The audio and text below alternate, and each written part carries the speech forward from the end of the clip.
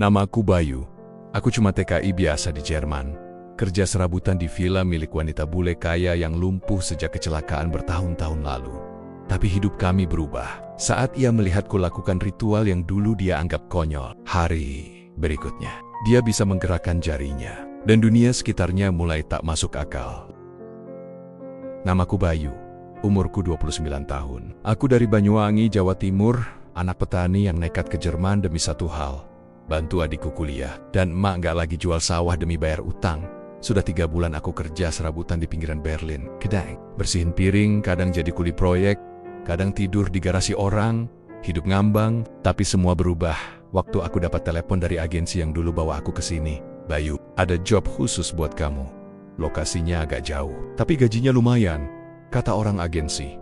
Aku nggak sempat tanya detail, yang penting halal, aman, dan bisa kirim duit ke rumah. Setelah serah terima di stasiun kecil, aku dibawa naik mobil ke arah selatan melewati hutan-hutan pinus yang makin sepi, jalan makin sunyi, dan udara makin dingin. Sampai akhirnya mobil berhenti di depan sebuah gerbang besi tinggi dengan lambang ukiran singa bersayap.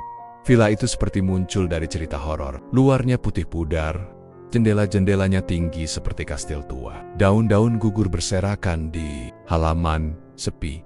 Nggak ada suara burung, nggak ada tetangga, nggak ada sinyal HP. Aku disambut oleh seorang wanita tua berambut perak. Namanya Anke. Wajahnya dingin, matanya tajam. Kau yang dari Indonesia? Tanyanya tanpa basa-basi. Iya bu, saya Bayu. Dia mengangguk, lalu menyerahkan satu set kunci dan seragam. Kau akan bersihkan seluruh lantai dasar setiap hari. Jangan naik ke lantai 2. Jangan ganggu kamar majikan. Jangan tanya banyak. Aku cuma bisa manggut. Setelah itu aku dikasih kamar kecil di dekat gudang. Bau jamur dan kayu lapuk. Tapi dibanding tidur di kontainer bulan lalu, ini udah surga. Hari pertama kerja, suasana villa benar-benar sunyi. Ada beberapa staf lain, seorang tukang kebun botak bernama Lukas, 2 perawat bule yang jarang ngomong, dan seorang koki asal Turki. Tapi semuanya kayak hantu. Jalan tanpa suara, ngomong secukupnya, dan selalu menunduk saat disebut nama sang majikan Frau Helena Muller. Nama itu ternyata bukan sembarang nama. Helena Muller adalah CEO dari perusahaan teknologi terbesar di Berlin, pemilik merek perangkat lunak yang dipakai pemerintah dan bank-bank besar. Dulu dia disebut sebagai the Iron Lady of Tech Europe. Tapi 5 tahun lalu, dia mengalami kecelakaan mobil misterius. Setelah itu, dia lumpuh total dari pinggang ke bawah dan menarik diri dari publik. Semua orang pikir dia sudah pensiun atau sekarat, tapi ternyata dia hidup. Di villa ini setiap sore aku dengar suara roda kursi berderit di lantai atas. Sesekali ada suara radio klasik diputar, tapi yang paling bikin bulu kuduk merinding adalah suara tangisan yang kadang muncul pukul 3 pagi. Bukan jeritan, tapi lirik, seperti seseorang yang sudah kehilangan harapan hidup. Aku nggak pernah lihat Helena secara langsung. Sampai akhirnya hari ketiga kerja, semuanya berubah. Waktu itu jam 9 pagi, aku lagi pel lantai ruang tamu depan. Tiba-tiba pintu lift terbuka. Seorang wanita muncul, rambut pirangnya dikunci rapi. Matanya sayu tapi tajam, dan tubuhnya kurus kaku di kursi roda bermesin. Siapa kamu? Tanyanya, dengan suara yang berat seperti orang baru sembuh dari batuk. Aku langsung berdiri tegak. Saya Bayu bu, pekerja baru. Dia mengamati aku dari atas sampai bawah. Dari Indonesia? Iya bu. Dia diam beberapa detik, lalu berkata, lanjutkan, tapi jangan sentuh piano itu. Aku menoleh ke arah piano tua di sudut ruangan. Hitam mengkilat, tapi selimut debunya tebal. Aku mengangguk. Baik, bu. Dia tak berkata apa-apa lagi. Kursinya berbalik perlahan, masuk kembali ke lift, dan menghilang. Tapi sejak itu, aku tahu, aku sedang bekerja untuk seseorang yang tidak biasa. Malam itu, aku tidur dengan gelisah. Ada perasaan aneh di villa ini. Udara dingin menusuk sampai ke tulang. Padahal pemanas menyala. Jam 2 pagi, aku kebangun karena dengar suara seperti bisikan, bukan dari kamar, tapi dari luar jendela. Aku bangun pelan, buka tirai. Tapi yang kulihat hanya pepohonan bergoyang dan bulan menggantung. Aku teringat sesuatu yang pernah diajarkan mendiang kakek di kampung dulu. Kalau kau merasa rumah itu berat, banyak yang gak kelihatan, lakukan ruatan. Bukan untuk buang sial, tapi untuk bersih-bersih batin. Jangan minta apa-apa, cuma bersihin ruatan. Hal yang dulu aku anggap mistis, tapi diam-diam aku hafal caranya. Aku buka koper kecilku, ambil kemenyan, secari kain putih, dan kendi kecil berisi air dari Banyuwangi yang sengaja aku bawa sebagai pengingat rumah. Tanpa sadar, aku jalan ke halaman belakang villa, duduk bersila, dan mulai membaca doa-doa yang dulu kakek ajarkan. Aku nggak minta apa-apa, hanya ingin villa ini jadi sedikit lebih ringan. Aku pikir itu cuma ritual iseng. Tapi besok paginya, semua berubah. Pagi itu berbeda. Udara villa terasa lebih hangat, meski langit Berlin masih kelabu. Aku seperti bisa menarik napas lebih panjang. Padahal biasanya paru-paruku terasa berat tiap bangun tidur di villa ini. Tapi yang paling aneh adalah di lantai suara roda kursi berderit lebih cepat dari biasanya. Dan untuk pertama kalinya, pintu kamarku diketuk paji-paji. Tuk tuk tuk tuk. Aku buka pelan. Ternyata perawat bernama Ingrid berdiri di sana. Wajahnya tegang. Frau Helena, ingin bertemu kamu sekarang. Aku langsung berdiri. Sekarang? Dia hanya mengangguk. Langsung ke ruang musik. Jangan bawa opo-opa. Ruang musik bukannya itu tempat piano yang dilarang disentuh kemarin? Aku deg-degan, langkahku pelan tapi gemetar. Di dalam kepala, ribuan pikiran berkecamuk. Apa aku salah pel? Salah naruh barang? Atau dia tahu aku keluar malam-malam? Begitu sampai di depan ruang musik, Ingrid hanya membuka pintu setengah, lalu mundur. Di dalam, Helena sudah menunggu. Ia duduk di kursi rodanya, memandang keluar jendela. Di tangannya ada selembar kain putih, kain yang semalam kupakai buat ritual ruatan. Napasku putus, ini milikmu kan? Tanya Helena tanpa menoleh. Aku menelan ludah. Iya bu, saya minta maaf kalau... Jangan minta maaf. Duduk, aku bingung. Tapi, menurut duduk di bangku kayu yang keras di seberangnya. Rasanya seperti duduk di depan kepala sekolah yang baru tahu muridnya nyontek semalam. Apa yang kamu lakukan di halaman belakang? Tanyanya dingin. Aku menunduk. Saya cuma melakukan ritual kecil bu, tradisi kampung, untuk bersihin suasana aja. Bukan buat nyakitin siapa-siapa. Helena menatapku dalam, lalu berkata pelan. Sudah 5 tahun aku lumpuh. Tak ada rasa, tak ada harapan. Semua terapi gagal. Semua dokter menyerah. Bahkan aku sudah menyerah pada diriku sendiri.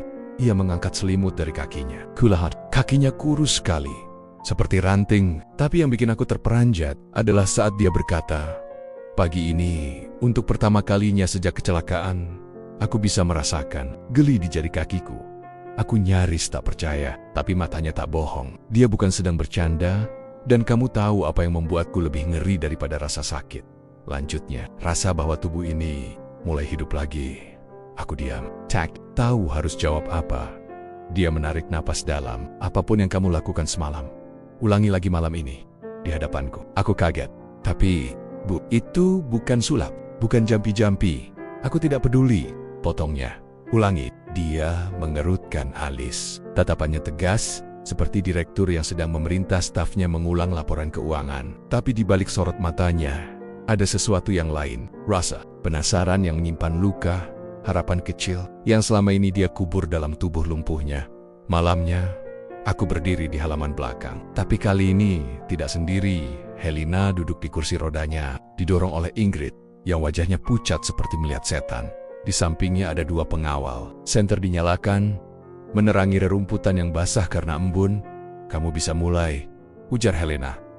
Aku mengangguk pelan. Walau gugup, aku keluarkan benda-benda kecilku dari tas. Kendi air dari Banyuwangi, sejumput kemenyan, seutas benang putih, dan daun sirih. Aku duduk bersila, memandang langit malam Berlin yang bertabur awan. Kupanjatkan doa dengan suara lirih. Bukan mantra, bukan sihir, tapi semacam komunikasi batin. Bahasa nenek moyang yang diajarkan dengan hati, bukan buku. Gusti, sing nguripi jagat. Bersihkan tempat ini dari niat buruk, sembuhkan yang perlu sembuh, ringankan yang berat. Angin tiba-tiba berembus. Senter berkedip sebentar. Suasana hening, lalu terdengar suara aneh. Seperti isakan, aku membuka mata. Helena menutup wajahnya dengan kedua tangan. Bahunya bergetar. Dia menangis. Pagi harinya, villa menjadi heboh. Ingrid nyaris menjatuhkan nampan saat melihat Helena menggerakkan kedua lututnya. Tidak sempurna tapi nyata. Seperti ada sinyal yang mulai menyala di tubuh mati itu. Helena tersenyum, meski wajahnya basah air mata. Para dokter segera dipanggil. Pemeriksaan dilakukan. Tapi hasilnya membingungkan. Tak ada perubahan medis drastis, tapi saraf bawah tubuh Helena mulai menunjukkan aktivitas. Aktivitas yang tak pernah muncul selama 5 tahun terakhir. Helena tidak bilang apa-apa soal ritual semalam. Tapi malam berikutnya, dia memintaku melakukannya lagi. 3 hari berturut-turut, aku diminta melakukan hal yang sama. ruatan sederhana, doa dengan air, tanpa permintaan aneh, tanpa imbalan. Aku hanya ingin bantu, walau aku sendiri bingung kenapa itu bisa berefek. Tapi yang membuatku mulai takut adalah ketika burung-burung mulai mati di sekitar villa. 3 ekor gagak ditemukan jatuh dari pohon. Seekor kelinci penjaga villa mati mendadak. Dan kaca jendela di koridor utara pecah sendiri tengah malam. Ini sudah di luar akal sehat, bisik Ingrid padaku. Aku tak tahu kamu siapa, tapi sejak kamu datang, semuanya berubah. Aku hanya bisa diam. Helena makin pulih, tapi suasana villa makin menyeramkan. Aku mulai bertanya pada diri sendiri, apa yang sebenarnya terjadi waktu aku melakukan ruatan itu, dan kenapa wajah Helena tampak takut setiap kali dia tersenyum. Malam ketiga, langit Berlin menghitam, awan menggantung tebal seperti selimut raksasa, menahan sesuatu yang tak terlihat di baliknya. Udara terasa lembab, dingin, dan entah kenapa jantungku berdetak lebih cepat sejak sore. Helena memanggilku. Kay Ruengbach, ia duduk di kursi rodanya, ditemani segelas anggur yang belum disentuh. Aroma lavender memenuhi ruangan dari lilin aromaterapi yang terbakar di dekat jendela. Aku tak bisa tidur, katanya datar. Setiap malam, aku merasa ada sesuatu yang bergerak di bawah kulitku. Bukan rasa sakit, tapi seperti Sin Yu Yang. Baru pertama kali muncul, aku menatapnya dengan hati-hati. Mungkin itu pertanda bagus, Bu. Dia menoleh cepat. Atau pertanda bahaya? Aku diam. Ia memutar kursinya pelan, lalu berkata tanpa menatapku, malam ini, aku ingin kamu lakukan ritual itu lagi. Tapi kali ini di dalam rumah. Di ruang piano, aku terdiam. Ruang piano, bukankah dulu ia melarangku menyentuh ruangan itu? Kenapa di sana, Bu? Ia menjawab dengan suara rendah, karena disitulah semuanya dimulai. Jam menunjukkan pukul 11 malam. Aku berdiri di depan ruang piano. Di tanganku ada kendi air, kain putih, dan dupa kecil yang kubawa dari Indonesia. Sementara di dalam, Helena duduk di kursi rodanya, mengenakan baju tidur satin warna abu-abu. Di sampingnya ada cermin besar berbingkai kayu ukiran, dan satu lukisan tua yang tampak seperti wajah seorang pria. Mulai saja, katanya pendek aku, mulai menyalakan dupa, meletakkannya di lantai kayu, lalu menuangkan air kendi ke mangkuk kecil di depanku. Seperti biasa, aku duduk bersila dan mulai melantunkan doa-doa ruatan. Tapi kali ini ada sesuatu yang berbeda. Hujan mulai turun di luar jendela. Petir menyambar, guntur menggelegar, seolah langit ikut mengawasi apa yang sedang terjadi di dalam villa tua ini. Ketika doa selesai, aku membuka mata. Helena menatapku. Mata birunya berkaca-kaca. Aku bisa merasakan detak nadiku di paha, katanya pelan. Tangannya gemetar, ia meraih pahanya, lalu memukulnya pelan dengan kepalan tangan. Rasa sakit. Aku bisa merasa sakit. Kamu ngerti nggak, Bayu? 5 tahun aku nggak bisa ngerasa apapun. Aku mengangguk pelan, masih tercengang. Tapi yang membuat bulu kuduku berdiri bukan kata-katanya, melainkan bunyi keras dari belakang cermin. Seperti sesuatu yang jatuh. Helena pun mendengar. Ia menoleh cepat. Apa itu? Aku berdiri, mencoba menenangkan. Mungkin angin, Bu, atau tikus. Tapi sebelum aku selesai bicara, cermin besar itu bergetar sendiri. Gagang ukirannya seperti bergerak. Dan tiba-tiba, PRAAAKK, kaca cermin pecah dari dalam. Retakannya membentuk pola seperti akar pohon. Helena menjerit kecil, tapi langsung menutup mulutnya. Wajahnya pucat. Aku mendekat perlahan. Di balik retakan itu, tampak ada sesuatu, sebuah amplop coklat tua yang terselip di celah antara dinding dan kayu cermin. Dengan tangan gemetar, aku menariknya keluar. Apa itu? Tanya Helena cepat. Aku menyerahkannya. Ia membuka dengan gugup. Di dalamnya, ada satu foto tua yang sudah mulai pudar. Foto Helena muda duduk di kursi taman bersama seorang pria berkumis. Dan di balik foto itu, tertulis kalimat, "Jangan percayai siapapun di atasmu." Helena terdiam, kemudian matanya menyipit. Ini tulisan Franz. Franz siapa, Bu? Ia menggigit bibirnya, lalu berkata dengan suara rendah, "Mantan direktur keuangan perusahaanku. Dia meninggal 3 hari sebelum aku mengalami kecelakaan itu." Jantungku mensilos, apa ini semua? Bukan sekadar kecelakaan. Sejak malam itu, Helena makin intens. Ia memintaku melakukan ritual tiap malam, tapi bukan lagi untuk sembuh. Kali ini, untuk membuka petunjuk. Ia yakin sesuatu disembunyikan dalam villa ini. Sesuatu yang berkaitan dengan kelumpuhannya. Tiap malam kami masuk ke ruangan berbeda. Ruang perpustakaan, dapur tua, bahkan loteng berdebu. Dan entah kenapa, tiap selesai aku membaca doa dan mengucap nama-nama leluhur, selalu ada sesuatu yang muncul: buku catatan lama, foto lama, memo penuh kode, bahkan kotak kecil berisi kartu memori rusak. Aku mulai ketakutan. Ini bukan lagi soal penyembuhan, tapi semacam perburuan rahasia. Dan yang lebih menakutkan, semua petunjuk itu mengarah pada satu hal. Helena tidak mengalami kecelakaan, tapi dijatuhkan. Suatu malam, saat hujan turun deras, aku duduk di kamar sambil menatap kendi airku yang makin habis. Aku berpikir keras, ritual ini awalnya hanya untuk membersihkan suasana, tapi sekarang seperti dipaksa membuka kotak Pandora. Semakin dalam kami gali, semakin kotor semuanya terasa. Aku ingat kata-kata kakek dulu, ruatan itu seperti membersihkan selokan. Kalau kamu terlalu dalam, kamu bisa temukan bangkai yang selama ini dikubur orang. Dan aku mulai curiga, apa yang sedang kami bangkitkan ini bukan cuma kenangan tapi juga dosa-dosa yang dulu ingin dikubur selamanya. 3 minggu berlalu sejak malam pertama aku melakukan ruatan di villa ini. Dan selama 3 minggu itu, sesuatu yang tak masuk akal terus terjadi. Helena Muller, wanita yang selama 5 tahun tak bisa mengangkat kakinya 1 senti pun, kini mulai belajar berdiri. Awalnya dia cuma bisa menggerakkan jari kaki, lalu lututnya mulai refleks. Lalu, ia bisa berdiri meski hanya 2 detik dan langsung jatuh ke pelukan Ingrid. Tapi baginya, itu adalah mukjizat. Bagiku, itu tanda bahwa ada yang gak beres. Sebab bersamaan dengan itu, keanehan makin menjadi jadi. Burung mati tak hanya ditemukan di halaman, tapi juga di dalam kamar para staf. Cermin-cermin di koridor retak tanpa sebab, dan malam-malamku kini dipenuhi mimpi aneh tentang pria tua bermata hitam yang terus berkata, "Kamu buka pintunya, Bayu. Kamu yang buka." Aku sering terbangun basah kuyup karena keringat, padahal udara villa menusuk, dingin. Bahkan Ingrid mulai bertanya padaku dengan wajah panik, "Bayu, kamu yakin ritualmu gak mengundang sesuatu dari luar?" Aku tak bisa menjawab, sebab aku juga mulai merasa begitu. Helena semakin keras kepala. Ia memaksa berdiri tiap pagi, memaksa kakinya bergerak walau berdarah. Tangannya gemetaran menahan tongkat, tapi matanya bersinar seperti seseorang yang baru kembali dari kematian. "Aku tak akan berhenti!" teriaknya suatu pagi saat jatuh ke lantai marmer. "Aku lebih baik mati berdiri daripada hidup lumpuh lagi." Aku membantunya bangun, menahan tubuhnya yang dingin dan basah karena keringat. Di balik keangkuhannya, aku bisa rasakan ketakutan yang ia simpan ropet-ropet selama 5 tahun. Ia takut kelumpuhan itu kembali, dan yang paling aku sadari, ia sekarang percaya padaku sepenuhnya. Melebihi perawatnya, melebihi dokternya, melebihi semua orang di villa ini. Tapi kepercayaan itu mulai terasa berat bagiku. Satu sore, aku menemani Helena duduk di taman belakang. Hujan baru saja reda, matahari sore memantul di permukaan rumput yang basah. Ia memejamkan mata, menghirup udara perlahan.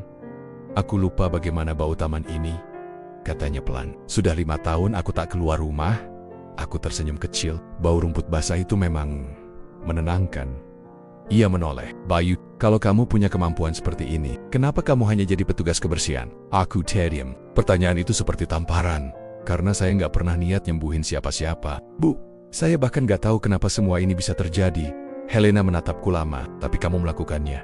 Dan sekarang, aku ingin kamu bantu aku berdiri. Di rapat dewan minggu depan." Aku tersedak. "Bu, maksudnya?" "Di kantor." Dia mengangguk. "Mereka semua pikir aku akan mati. Mereka rebutan kekuasaan. Tapi minggu depan, aku akan muncul di hadapan mereka. Dan kau akan ada di sampingku." Hari demi hari, latihan makin keras. Helena memaksa tubuhnya berdiri lebih lama, bahkan mencoba 1-2 langkah dengan bantuan tongkat. Aku melihatnya jatuh berkali-kali, tapi tiap jatuh, ia bangkit lagi. Mulutnya berdarah, kakinya memar, tapi ia tetap mencoba. "Aku tidak akan kalah dari tubuhku sendiri," katanya keras. Sementara itu Ingrid mulai berubah. Ia tak lagi sehangat dulu. Kadang matanya menatapku tajam, seolah menyimpan curiga. Suatu malam, aku melihatnya menelepon seseorang dengan suara pelan dan wajah gelisah. "Ya, dia makin sembuh." "Ya, karena dia, anak itu, Indonesia." Aku pura-pura tak dengar, tapi kata-kata itu seperti racun yang merayap ke pikiranku. Siapa yang Ingrid telepon? Dan kenapa seolah kesembuhan Helena justru dianggap masalah? Melania. Helena memanggilku ke ruang kerjanya. Ia duduk di balik meja besar, dikelilingi tumpukan dokumen dan peta jaringan perusahaan. Tapi wajahnya tampak resah. "Bayu, kamu tahu siapa yang pertama kali menelepon ambulans saat aku kecelakaan?" Aku menggeleng. Ia meletakkan satu berkas di meja. Isinya adalah transkrip telepon darurat dari 5 tahun lalu. Bukan sopirku, bukan orang yang melihat kejadian, tapi Ingrid. Jantungku tercekat.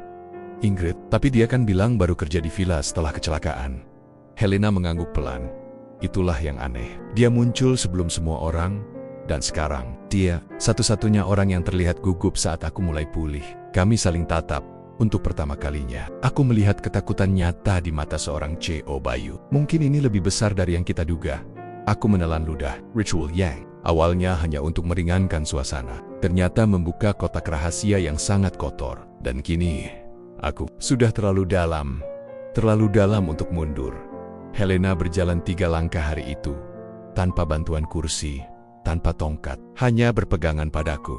Tangannya menggenggam bajuku, erat. Tubuhnya gemetar, tapi ia berhasil.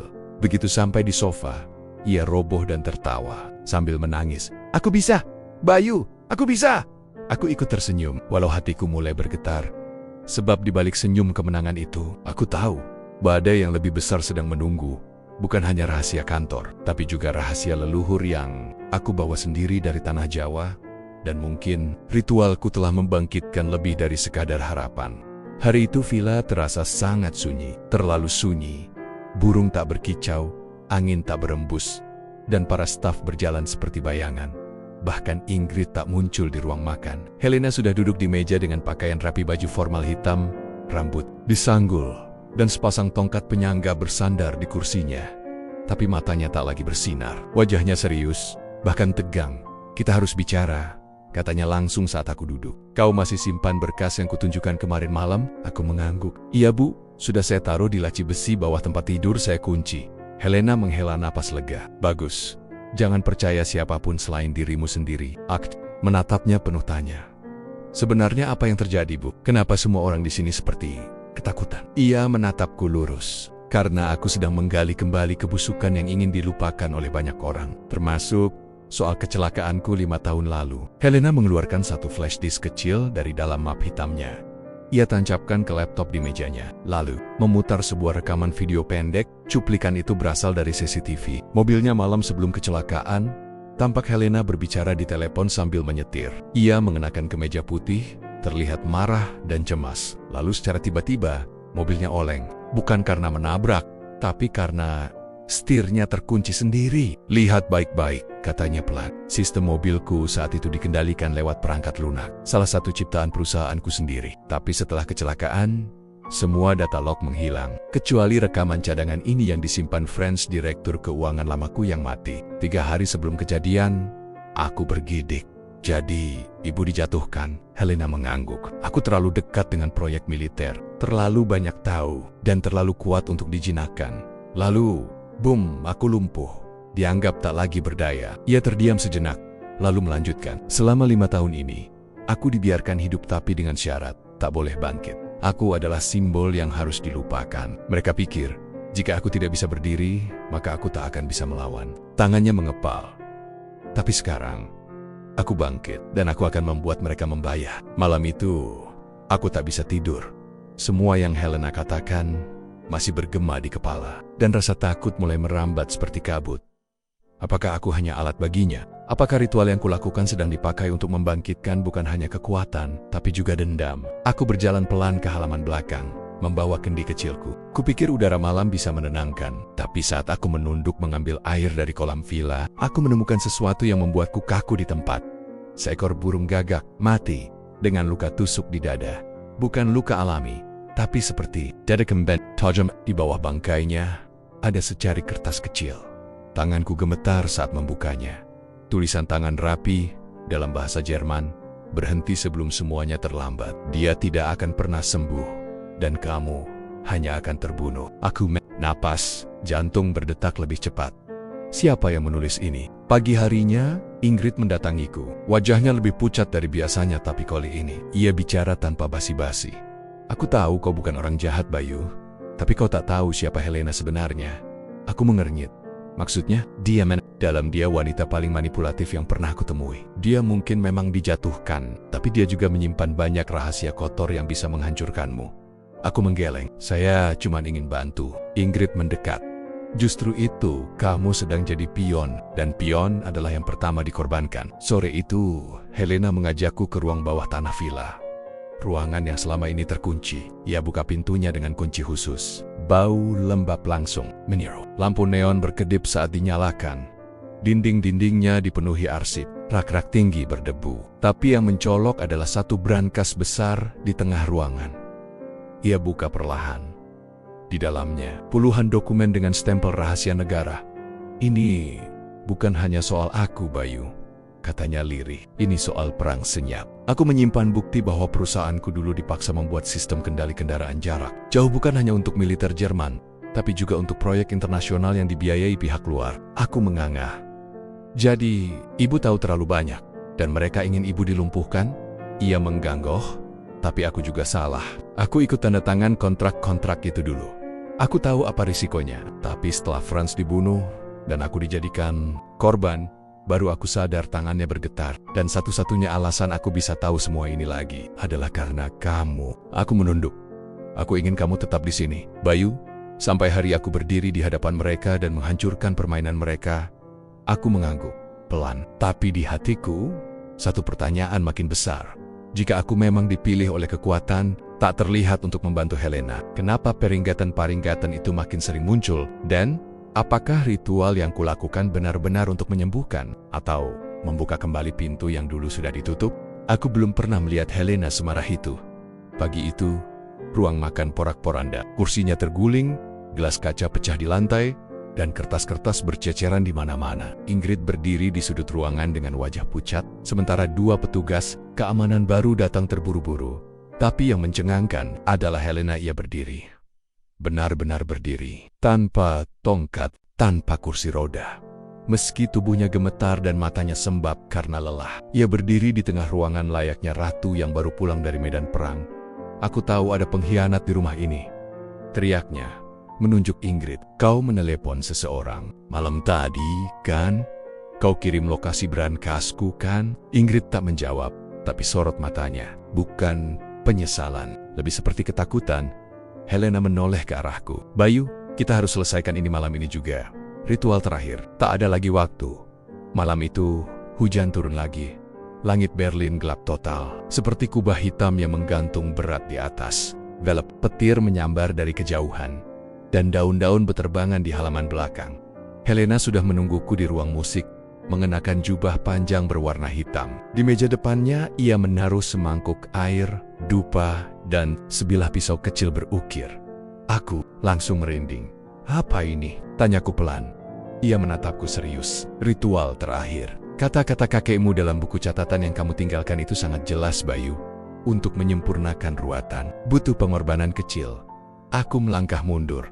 Tunggu, saya nggak pernah bilang tentang pengorbanan darah. Helena menyodorkan buku tua milikku. Buku lusuh yang memang biasa aku bawa dari Indonesia, berisi catatan almarhum kakek. Tapi halaman yang ia tunjuk, memang ada tulisan itu. Ruatan besar hanya sah jika darah ketulusan menyentuh tanah tempat yang ditutup oleh kibah. Aku gemetar. Tapi itu cuma simbolik, Bu. Bukan beneran harus. Ia mendekat. Bayu, aku sudah berdiri. Aku sudah bisa berjalan. Tapi sekarang, aku butuh satu langkah terakhir untuk menumbangkan mereka yang membuatku lumpuh. Kau bawa aku sejauh ini. Tolong bantu aku selesaikan. Tanganku gemetar memegang kendi air. Sementara Helena membuka lengan bajunya sendiri, meletakkannya di atas mangkuk, lalu berkata, aku rela. Pisau itu menyentuh kulitnya. Hanya sedikit. Setetes darah jatuh ke air. Lalu, langit di luar menggelegar. Lampu villa padam. Semua lampu mati. Dupa padam sendiri. Dan suasana mendadak berubah. Angin masuk dari jendela seperti hembusan dari dunia lain. Cermin-cermin di ruangan mulai berembun. Aku tak bisa melihat jelas. Tapi sosok Helena berdiri kaku di tengah ruangan. Dan saat mataku mulai terbiasa dengan gelap, aku menyadari satu hal. Cermin di belakang Helena memantulkan bayangan yang berbeda. Bayangan itu bukan wanita, tapi sosok tinggi, kurus, bermata hitam, persis seperti dalam mimpiku, Bayu. Suara itu menggema di kepalaku, tapi mulut Helena tak bergerak. Kau sudah buka pintunya, dan dia belum selesai. Aku hampir terjatuh, tapi Helena tiba-tiba berteriak, jangan, takut. Aku menoleh. Dia sekarang berdiri tegak, mengangkat tangannya ke udara. Darah di lengannya sudah mengering, matanya menyala. Mereka pikir aku bisa dikurung tapi sekarang. Dengan semua ini, aku kembali. Lalu dari luar, terdengar jeritan. Bukan jeritan sembarangan, tapi jeritan manusia. Aku dan Helena keluar dari ruang musik secepat mungkin. Petugas keamanan lari ke halaman, dan yang kami temukan adalah Lukas, si tukang kebun, tergeletak dengan mata terbuka, tubuh kaku, dan darah menetes dari hidungnya. Di tangannya, ada foto Helena yang robek. Apa ini? Teriakku panik. Helena membungkuk, memungut foto itu, lalu berkata pelan, dia bukan sekadar tukang kebun, dia mantan sopirku yang membelot. Dan sekarang, ia menatapku tajam. Permainan sudah dimulai. Sejak malam itu, villa tak pernah sama lagi. Polisi datang, tapi tak menemukan bukti pembunuhan. Lukas dinyatakan meninggal karena serangan jantung. Ingrid menghilang tanpa jejak. Dan Helena kini berjalan. Langkahnya masih pelan. Tapi pasti ia muncul ke publik lewat video daring ke media. Mengejutkan dunia bisnis. Semua orang tercengang melihat wanita yang dikira lumpuh kini bangkit.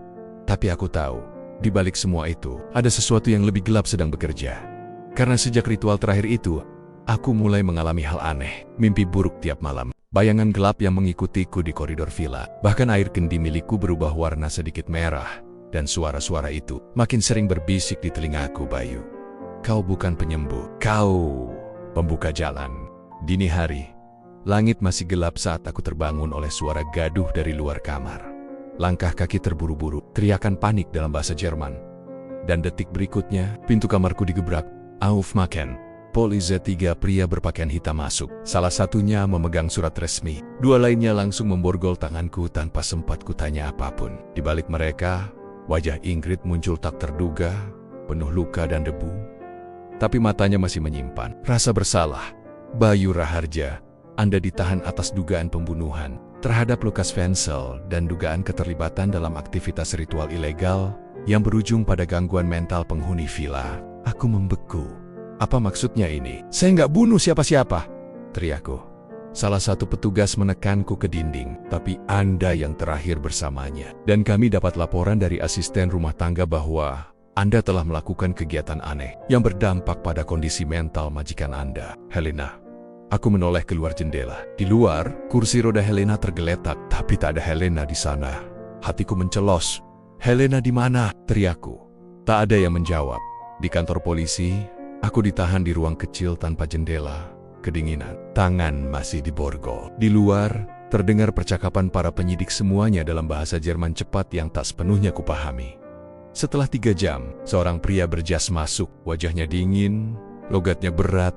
Kami tahu kamu bukan siapa-siapa, Bayu, tapi kamu sedang bermain dengan api yang sangat besar. Aku menatapnya curiga. Saya cuma bantu Helena sembuh, dia tersenyum sinis. Kau kira dia ingin sembuh untuk hidup bahagia? Tidak, dia ingin balas dendam. Dan kau telah membantunya membuka pintu yang sudah dikunci selama bertahun-tahun secara harfiah dan spiritual. Helena di mana? Ulangku. Pria itu mendekat. Kau seharusnya bertanya. Siapa yang menculiknya, dan kenapa mereka membiarkanku bicara padamu? Aku terpaku, lalu berbisik. Siapa kamu? Dia tak menjawab. Tapi sebelum keluar, dia berucap satu kalimat yang tak akan kulupakan. Kalau kamu ingin menyelamatkan Helena, kembali ke tempat pertama kau buka pintu. 3 jam setelah interogasi, itu. Entah kenapa aku dibebaskan. Polisi melepasku begitu saja. Tak ada penjelasan, tak ada pengacara. Aku langsung dikeluarkan dari gedung tanpa barang-barangku. Hanya sepatu, jaket, dan rasa was-was yang menyesakkan dada. Langkah kakiku langsung menuju stasiun. Dari sana, aku naik kereta ke arah villa. Tapi tak sampai setengah jalan, aku turun lebih awal. Aku teringat kata pria itu. Tempat pertama aku buka pintu. Dan tempat itu adalah halaman belakang villa. Tempat aku pertama kali lakukan ruatan. Malam mulai turun ketika aku sampai di villa. Tapi villa kini sudah kosong. Tak ada satupun staf. Tak ada suara. Pintunya tidak dikunci. Tapi di dalam, semua perabot sudah ditutupi. Kain putih, seperti rumah duka, seperti tak ada yang tinggal di sini selama bertahan-tahan. Dengan langkah pelan, aku menuju halaman belakang. Dan di sana, di bawah pohon tua, aku melihatnya. Helena, tangannya terikat, mulutnya dibekap kain. Ia terduduk lemah di tanah basah. Di sekelilingnya berdiri 3 pria berpakaian hitam, 2 darinya memegang benda logam kecil seperti alat kejut listrik. Dan yang ketiga adalah seseorang yang dulu ada di foto lama Helena, laki-laki berkumis dengan jas mahal. Helena mengguncang kepala pelan, mencoba memberi isyarat agar aku pergi, tapi aku tak bisa. Apa yang kalian lakukan? Teriakku. Berjenggot itu melirik. Ah, si pembuka pintu datang. Kamu Franz? Tanyaku. Dia tertawa pendek. Franz sudah lama mati, aku penggantinya. Dan sejak kamu datang, semuanya kacau. Helena seharusnya tak pernah bangkit. Tapi kamu melanggar batas. Aku maju satu langkah, saya cuma bantu orang. Dia korban, dia bukan korban, balasnya tajam. Dia pion yang gagal dibuang. Dan sekarang, kami akan akhiri ini. Pria itu mengangkat alat kejut. Tapi sebelum sempat menyerangku, sesuatu terjadi. Angin menderu. Dari arah belakang, dedaunan berterbangan, tanah bergetar, dan kendi kecil yang dulu aku simpan di pojok batu, kini pecah sendiri. Dari celah tanah keluar embusan asap tipis, dan suara lirih yang hanya aku yang dengar. Kamu sudah bangkitkan sesuatu. Sekarang, hadapi. Tiba-tiba, salah satu pria penjaga roboh. Tubuhnya kejang. Yang lain ikut panik. Helena menatapku, penuh air mata, lalu berbisik pelan dari balik kain. Ritual balik, cepat. Aku tahu yang dimaksud. Aku duduk bersila, membacakan doa terakhir. Tapi kali ini, bukan untuk membangkitkan, melainkan menutup doa ruatan untuk memutus ikatan spiritual. Bukan pada tubuh Helena, tapi pada kekuatan yang kini mengintai dari balik tirai dunia. Satu persatu pria itu ambruk. Angin berhenti, dan Helena terdiam. Napasnya tercekat, tapi dia selamat. Aku melepaskan ikatannya. Ia langsung memelukku erat. Bayu, kau tetap di sisiku, bisiknya. Aku hanya mampu mengangguk. Tapi di dalam hati, aku sadar, aku tidak pernah sembuhkan dia. Aku hanya bantu dia bertarung, melawan kutukan yang jauh lebih tua dari sekadar kecelakaan. Dan kini, aku pun jadi bagian dari kutukan itu. Namaku Bayu Raharja. Dulu aku cuma anak kampung dari Banyuwangi yang kerja serabutan di negeri orang. Hidupku hanya berputar antara mengepel lantai, mengirim uang ke emak, dan tidur di kamar sempit tanpa pemanas. Tak pernah terpikir olehku bahwa aku akan berdiri di tengah perhatian dunia. Apalagi dianggap penyelamat oleh seorang sico Jerman yang dulunya bahkan tidak percaya Tuhan. Tapi beginilah hidup. Terkadang yang kita kira tak berarti, justru yang ditunggu takdir. 2 minggu setelah kejadian malam itu, villa tua Helena resmi ditutup. Pemerintah setempat menyita sebagian asetnya untuk investigasi. 3 pria yang menculiknya dilaporkan sebagai anggota konsorsium swasta, entitas abu-abu yang selama ini beroperasi di balik proyek-proyek teknologi rahasia Eropa. Aku tahu siapa mereka. Helena juga tahu, tapi kami sepakat untuk tidak mengucapkan nama-nama itu ke publik. Terlalu berbahaya. Yang dunia tahu hanya satu hal. Helena Emler telah sembuh, dan dia kembali. Sebuah konferensi pers digelar di Berlin. Aku duduk di barisan ketiga, mengenakan jas pinjaman. Tangan masih berkeringat. Di panggung utama, Helena berjalan ke podium. Tanpa tongkat, tanpa bantuan, sorotan kamera langsung berkedip-kedip. Dunia seolah tak percaya dengan apa yang dilihatnya. Ia berdiri tenang, matanya menatap para jurnalis. Saya Helena M. Saya SEMPAT hilang sakit, hancur. Tapi saya kembali, bukan untuk balas dendam, tapi untuk memperbaiki apa yang dulu saya bantu rusak. Ia menarik napas, dan saya ingin mengucapkan terima kasih kepada orang yang membuat saya bisa berdiri hari ini. Seseorang yang datang dari tempat paling sederhana, tapi membawa cahaya yang tak dimiliki siapapun di ruang ini. Ia menoleh ke arahku. Bayu Raharja, majulah. Tanganku gemetar, kakiku. Tapi akhirnya aku berdiri dan berjalan ke panggung. Disambut tepuk tangan yang tidak kupahami artinya. Tapi aku tahu, hidupku tak akan pernah sama lagi. Hari setelahnya, berbagai tawaran datang. Dari media, dari perusahaan, dari tokoh-tokoh spiritual yang ingin mempelajari ritualku. Tapi aku menolak semuanya. Aku hanya ingin pulang ke emak, ke rumah kayu di pinggir sawah, ke wangi nasi jagung dan suara jangkrik malam. Helena mengerti. Ia mengantar aku ke bandara. Kini ia bahkan bisa menyetir sendiri. Saya takut kalau saya pulang, ibu bakal diserang lagi, kataku sambil menggenggam koper. Helena tersenyum. Tenen, aku sudah bisa berdiri sekarang. Kalau ada yang mekam-mekam, aku yang akan lindungi kamu. Kami tertawa kecil, tapi ada air mata di ujung matanya. Dia peluk aku erat-erat. Lama, terima kasih Bayu. Kau bukan cuma menyembuhkan tubuhku, kau menyelamatkan jiwaku. Aku menahan isak, lalu berbisik pelan. Saya cuma bantu sedikit, Bu. Selebihnya, mungkin kehendak yang lebih besar. Ia mengganggak dan aku pun pulang. Bulan berikutnya villa tua Helena dijual, tapi ia membeli rumah baru di luar kota dekat danau, tenang, dan jauh dari kekuasaan.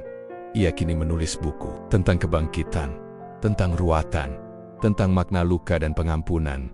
Dan aku kembali ke Banyuwangi, bangun rumah kecil untuk emak, biayai adik kuliah di Malang, dan tiap malam Jumat, aku duduk di teras rumah sambil membakar kemenyan kecil. Bukan untuk memanggil apa-apa, tapi sekadar mengenang malam-malam sunyi di Villa Berlin saat aku bicara dengan langit, dan langit menjawab.